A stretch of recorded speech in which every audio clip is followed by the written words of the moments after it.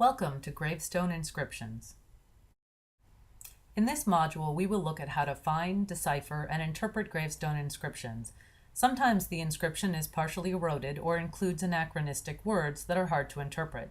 Here we have an easy, short inscription from a stone shared by a husband and wife who may have died in an accident since they both died in 1925. As is often the case, the inscription is carved near the base of the stone, below the motifs, biographical details, and dates. It reads, "Forever with the Lord." Inscriptions can provide information about the deceased, but they can also give us insight into beliefs about death during the era in which the stone was carved. For example, here is an early 19th century stone.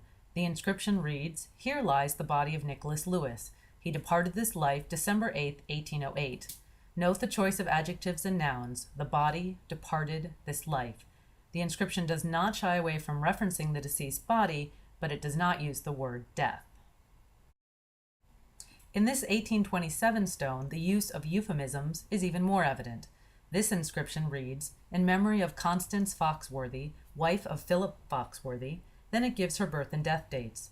The inscription ends with, "Buried with hope." So instead of discussing her death or the burial of her body, this inscription focuses on her memory and the expectation that she will rise again.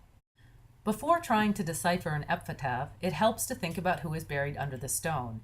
In this case, the name simply reads Fanny White, but her dates reveal that she was born in March and died only a few months later in August. If you have a line that divides the stone into parts, it is most likely a generic inscription, such as the one here, "Gone but not forgotten." The inscription below the line begins, "Are 5 babies," which suggests that there may have been multiple infants or stillborns buried beneath this stone. The remainder of the epitaph, in italics, is hard to read. When this happens, it helps to begin by dissecting individual words and then Googling the words that you can read.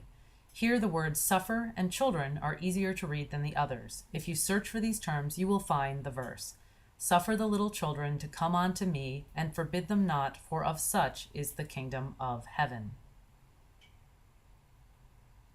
If we continue our study of inscriptions in the 20th century, we see a qualitative change in the choice of nouns and adjectives, such as this Bible quote, "Thy eternal God is thy refuge." This somewhat biographic inscription talks about the gentle life of the deceased, not his death. And this stone contains the classic expression, "Rest in peace," shortened in Halloween decorations to RIP. And as we move forward in time, here a 1940s stone, we see more synonyms for death. This couple, for example, is sleeping. And this recent stone mentions love but not death.